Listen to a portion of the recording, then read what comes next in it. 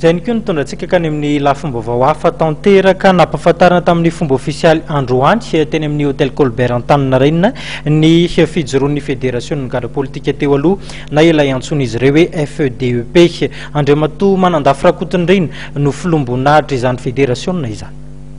Mitaky ny fampidirana azy ho anisan'ny mpandray anjara amin'ny fampiavana pirenena ny gadra politika teo aloha mivondrona ao anatin'ny FEDEP na ny Fédération des ex-détenus politiques. Raha ny fanazavana nentin'izy ireo dia tsy tokony hijanona amin'ny filoham-panjakana dimy sy ny FFKM ihany ny fampiavana pirenena fa tokony mitatra amin'ny hery rehetra eto amin'ny firenena. Rehefa natao ny sommet des 4 présidents miaraka amin'ny président Amperinasa et régional Mampianina izay Amperinasa ary taritin'ny FFKM ny famoahana gadra politika zany ny lolaharany fanapakevitra ny dinika zay nataonao tao tafavoaka somatsara izahay sisa farany tany amponja fisorana sy fankatelemana mitafitafo atolotray amin'ireo ray aman-dreny ara-panasy ara-panjakana noho ny fitiavana sy fahendrena izay nasehon'izy ireo tamin'ny famohananay.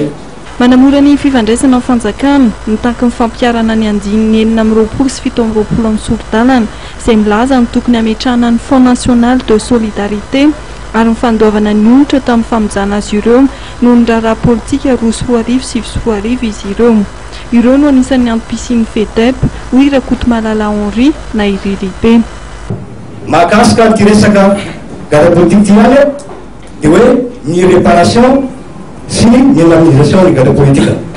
Zay no anisan'ny antom-pisianay ato anatin'ity FEDEP ity dia ny fitakina ny fampiarana ny voalazan'ny tombozondra sy ny voalazan'ny lalàna mahakasika ny fiampiarana an'io fanonerana ny gadra politika io.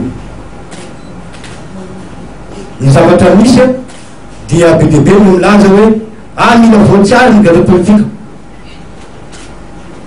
Tsy eto tsy mila voatsiary lalàna zany ary zonay feno ahoana moa raha mahitana hoe olona anankiray ny gadra 20 tany amponja nefa navoaka tsy misy fitsarana tsy meloka ampanelona zany. Raha ny fantatra dia antota taratasy fangatahana olatra 4,5 ny voarain'ny onivon'ny FFM amin'izao fotoana izao. Ny FEDEP dia miara-miasa akaiky amin'ny FFM ary ny braon'ny FFM ampifoloany misy ny foibe toeran'ny fédération ny gadra politika teo aloha.